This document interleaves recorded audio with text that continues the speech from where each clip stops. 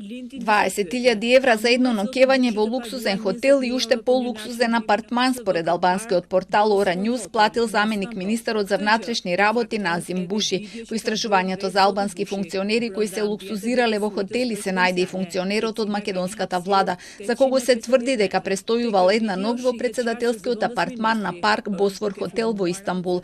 За тоа сведочи видеото направено од Буши во огромен простор од 850 метри квадратни, пишува порталот. На оваа видео тој го снима интериерот на луксузниот апартман, а во еден момент се гледа и неговиот син Керим Буши во друштво на две девојки. Едноставно пребарување на Booking покажува дека ноќевање во претседателскиот апартман е 20.000 евра, па се отворија и дилеми дали тој може да си дозволи да плати толкава сума за едно ноќевање, кога се знае дека има месечна плата од околу 1.500 евра, како и дали патувал службено или приватно. На овие прашања Телма побара одговори од Буши и од МВР.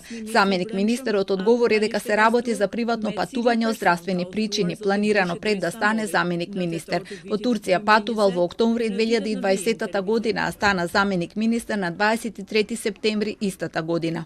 Се работи за приватно патување од пред 3 години, планирано 3-4 месеци пред да станам заменик министер. Бевме во Турција за интервенција врз внукот во Коч Хоспитал. Во хотелскиот апартман престојувавме повеќе лица. Бевме гости на двајца пријатели од Скопје и не знам кој ја платил сметката и колку чинел престојот, но сумата од 20.000 евра е претерана. И одговорот од министерството е сличен. Станува збор за патување во приватни цели кое не е платено од Министерството за внатрешни работи. Трошењата на државна сметка не се актуелна тема само во Албанија и во Македонија. Деновиве излегоа податоци дека минатата година се потрошени повеќе од 270.000 евра за службени трошоци. Актуелниот вице-премиер за евроинтеграција Бојан Мариќич потрошил 15.000 евра за авионски патувања, вип салони, ручеци и вечери. Најмногу по ресторани пак околу 6.000 евра потрошил Бојар Османи. Зад него е Артан Груби со 4.500 евра. Фатмир Битики потрошил над 20.000 евра по разни основи, а Љупчо Николовски 12.000, од кои половина се потрошени во државните ресторани. Крешник Бектеши потрошил над 10.000 евра најмногу за вип салони во аеродромите.